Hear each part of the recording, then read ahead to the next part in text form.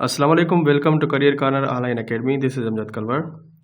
जीअं त असां फिलासफ़ी वारो जेका सीरीज़ शुरू कई आहे क्वालिफाई एम.एड जे किताब मां, त उनजो ही टियों लेक्चर आहे। त पहिरियों असां 60 MCQs पढ़ी चुका आहियूं।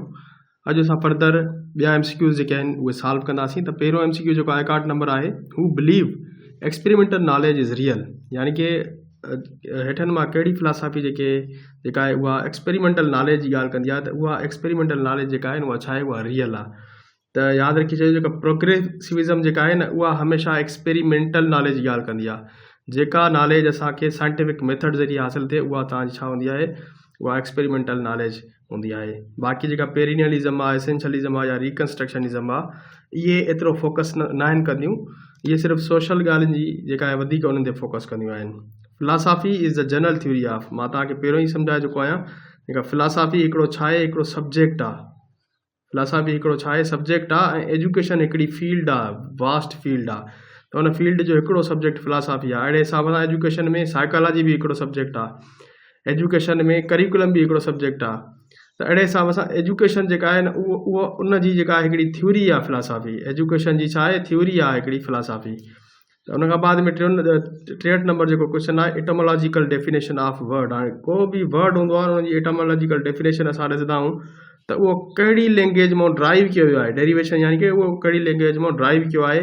त उहो असां चवंदा आहियूं या त उहो ग्रीक मां कयो आहे या लैटिन मां कयो वियो आहे, छो त इहे तमामु घणियूं पुराणी लैंग्वेजिस आहिनि। त उन मां अदब जेको हुयो, लिटरेचर ऐं जेका नॉलेज हुई, उतां ई जेका आहे उहा निकिती हुई।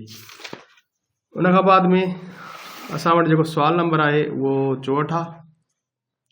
64 सुवाल आहे, the term pragmatism derive from origin from the. हाणे ॾिसो, प्रेगमेटिज़म टर्म जी ॻाल्हि करे थो त उहो कहिड़ी ॿोली मां जेको आहे उहो छा कयो वियो आहे, वरितो वियो आहे।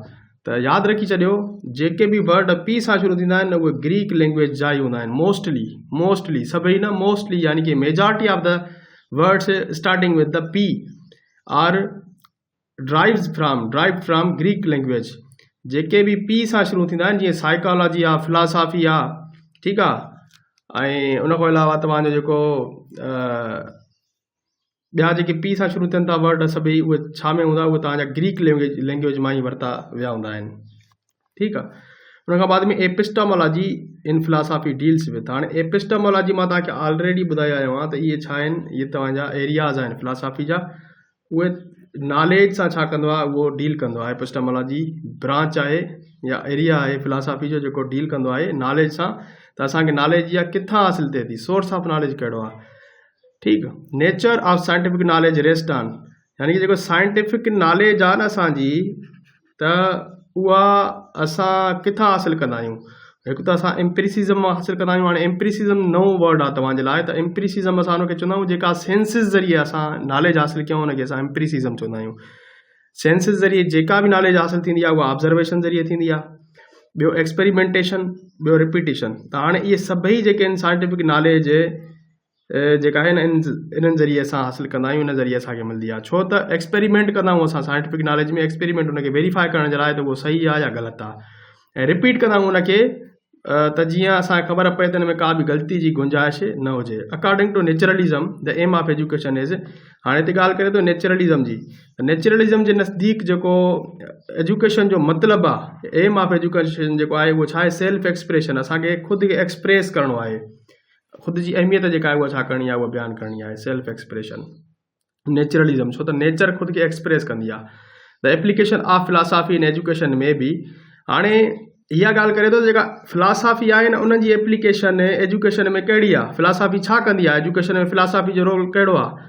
त यादि रखी छॾियो, तव्हां पंहिंजे ज़हन में विहाए छॾियो त जेको ऑब्जेक्टिव्स आहिनि न उहे हमेशह असांखे केरु वठी ॾींदो आहे, फिलासफ़ी सेट करे ॾींदी आहे। त असांखे हे ऑब्जेक्टिव्स आहिनि, हे असांखे अचीव करणा आहिनि। उन जे लाइ असां पोइ वरी बाद में करिकुलम डेवलप कंदा आहियूं, टीचिंग मेथड्स आणींदा आहियूं, पोइ वरी उनजी असेसमेंट थींदी आहे। त सभु कुझु जेको तव्हांजो रिलेट करे थो, उहो किथे करे थो, तव्हांजो सभ खां पहिरियों तव्हांजा जेके ऑब्जेक्टिव्स आहिनि न उहे असांखे फिलासफ़ी वठी ॾींदी आहे। त फिलासफ़ी ॿुधाईंदी आहे त कहिड़ी शइ असांजे लाइ सही आहे, कहिड़ी शइ असांजे लाइ ग़लति आहे, हक़ीक़त छा आहे, ट्रू यानी कि एथेंटिक नॉलेज छा आहे, त उहा ई असां हासिलु कंदा आहियूं। Ethics and the aesthetics are the components of.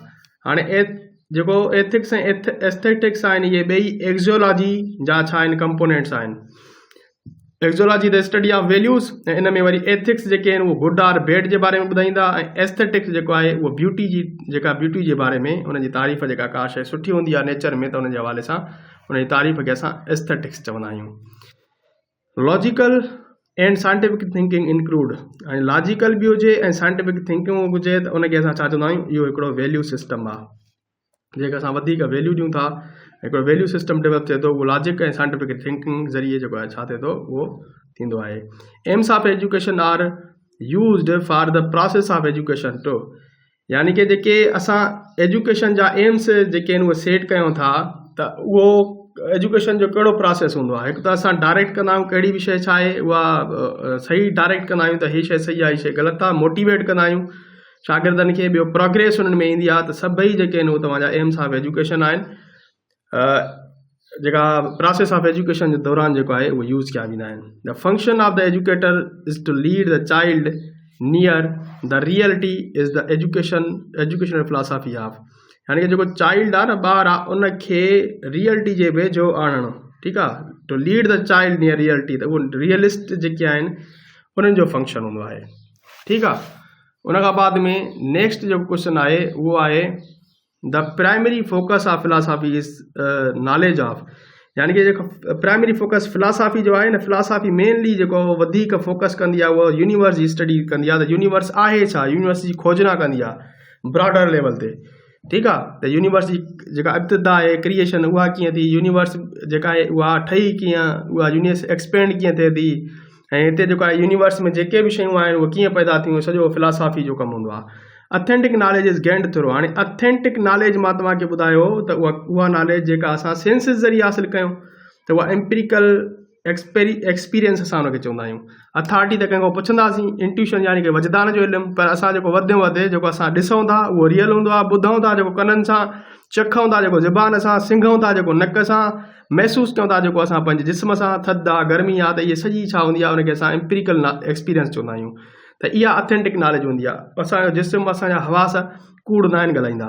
For the learning of the students progressivist teacher put more emphasis on, हाणे जेको स्टूडेंट जी सिख्या जे लाइ जेको प्रोग्रेसिव टीचर इहो जेको टीचर हूंदो त उहो वधीक ताक़ीद छा ते कंदो, त प्रोग्रेसिविज़म मां तव्हांखे ॿुधायो आहे त प्रेगमेटिज़म ऐं प्रोग्रेसिविज़म ॻाल्हि साॻी आहे, त उहा प्रैक्टिकल शयुनि जी वधीक ॻाल्हि कंदी आहे, त जेके शयूं असां प्रैक्टिकल अंदरि आणे सघूं, यूज़ करे सघूं, सिर्फ़ु उन्हनि जे बारे में चई न सघूं, त जेको प्रेगमेटिज़म या प्रोग्रेसिविज़म आहे त उहो प्रेगमा वर्ड जेको आहे प्रेगमा उन जी माना हूंदी आहे action, practice. Lecture method is a choice of, हाणे लेक्चर मेथड जेको आहे मोस्ट जेको आहे ईअं चऊं खणी त ओल्डेस्ट मेथड आहे टीचिंग जो, त उहो आइडियल टीचर जेको आहे उहो उनजी चॉइस हूंदी आहे। Classroom environment will be teacher centre, यानी क्लासरूम हिकिड़ो आहे उनजो इन्वायरमेंट जेको आहे उहो टीचर सेंटर हूंदो, अगरि जे टीचर छा हूंदो आइडियलिस्ट हूंदो, छो त आइडियलिस्ट टीचर जेको आहे उहो हमेशह आइडियलिज़म फोकस कंदी आहे, त टीचर जेको आहे न उहो ई जेको आहे अथॉरिटी आहे, फाइनल अथॉरिटी आहे, उनखे ई वधीक इल्मु आहे, बाक़ी शागिर्दनि खे जेको आहे न एतिरो अख़्तियार न हूंदो आहे। बाक़ी प्रेगमेटिज़म नेचुरलिस्ट या सोशलिस्ट जेके आहिनि उहे चवंदा आहिनि चाइल्ड सेंटर्ड अप्रोच हुजे क्लासरूम में, जीअं ॿार जूं जेके सलाहियतूं आहिनि, घुर्जूं आहिनि, उन्हनि ते फोकस कयो वञे, जॾहिं त जेको आइडियलिस्ट हूंदा आहिनि उहे teacher centred classroom environment build कंदा आहिनि। Nature itself real according to, हाणे नेचर छा आहे उहा रियल आहे, उहो केरु चवंदा आहिनि नेचुरलिज़म फिलॉसफी चवंदी आहे, क्लियर। उन खां बाद में आहे for instruction pragmatist teacher tend to rely heavily upon, यानी जेको प्रेगमेटिस्ट टीचर हूंदो उहो छा ते हूंदो, प्रैक्टिकल ते हूंदो, problem solving and project method. हाणे प्रॉब्लम सॉल्विंग में छा थींदो, उहो शागिर्द ख़ुदि इन्वॉल्व थींदो, चाइल्ड सेंटर थी वियो। प्रोजेक्ट मेथड यानी कि उनखे प्रैक्टिकल में आंदे, जो साइंस एग्ज़िबिशन प्रोजेक्ट जेके थींदा आहिनि न, त उन में छा थींदो आहे, शागिर्द अहिड़ा मॉडल ठाहींदा आहिनि त मुख़्तलिफ़ थ्योरीज़ खे उहे छा कंदा आहिनि, त प्रोजेक्ट मॉडल तौरु जेको आहे पेश कंदा आहिनि, एग्ज़िबिट कंदा आहिनि। Philosophy and the education are the two sides of coin according to, त हाणे इहा जेका फेमस डेफिनेशन आहे, कोटेशन आहे, उहा रॉस ॾिनी आहे। फिलॉसफी जेका आहे उहो तालीम जूं, फिलॉसफी ऐं तालीम, ठीकु आहे, फिलॉसफी ऐं एजुकेशन जेके आहिनि हिकिड़े सिके जा ॿ पासा आहिनि। रॉस जेका आहे इहा छा ॾिनी आहे इहा फेमस डेफिनेशन। उन खां बाद में जॾहिं असां ॻाल्हि कंदासीं, सवाल नंबर 81 आहे curriculum will be child centred. हाणे करिकुलम जेको आहे चाइल्ड सेंटर्ड हूंदो, अगरि जे टीचर छा हूंदो प्रोग्रेसिविस्ट हूंदो। प्रोग्रेसिविस्ट जेके आहिनि हमेशह चाइल्ड सेंटर जी ॻाल्हि कंदा, बाक़ी रियलिस्ट पेरिनियलिस्ट या एसेंशियलिस्ट जेके आहिनि उहे टीचर सेंटर जी ॻाल्हि कंदा आहिनि। An important question of philosophy is, हाणे फिलासफी जो जेको अहम सुवाल आहे त उहो इहो आहे त यूनिवर्स छा आहे। मेन इहा ॻाल्हि त यूनिवर्स आहे छा। तव्हां कॾहिं सोचियो आहे त जेका काइनात इहा सॼी आहे उहा छा आहे, उनखे डिफाइन कीअं करे सघो था तव्हां। Values do not change over time because the truth which they relate to do not change, यानी कि वैल्यूज़ जेके आहिनि उहे चेंज नथा थियनि, छो त उन सां लाॻापियल जेको सचायूं हूंदियूं आहिनि, हक़ीक़तूं आहिनि, उहे बि चेंज न थींदियूं आहिनि।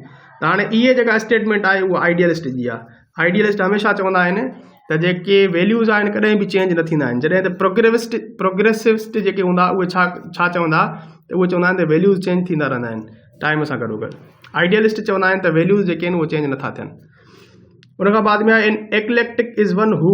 एक्लेक्टिक जिथे बि वर्ड अचे, एक्लेक्टिक अचे, एक्लेक्टिसिज़म अचे त सम्झो उहो मुख़्तलिफ़ शयुनि जो मिक्सचर हूंदो, खणी करे हिकिड़ी शइ में उहो छा कंदो, उहो पेश कंदो।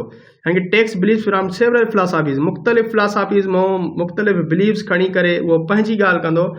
यानी कि हिकु फिलासफी मां हुनखे हिकु शइ सही लॻी, ॿी फिलासफी मां ॿी शइ सही लॻी, त अहिड़ी सॼियूं जेके सुठियूं सुठियूं शयूं करे वरी हिकिड़ी अलॻि फिलासफी जेका आहे बिल्ड थींदी, त उहा छा हूंदी, उहा एक्लेक्टिक फिलासफी हूंदी आहे। Learning should be directly related to the interest of the child.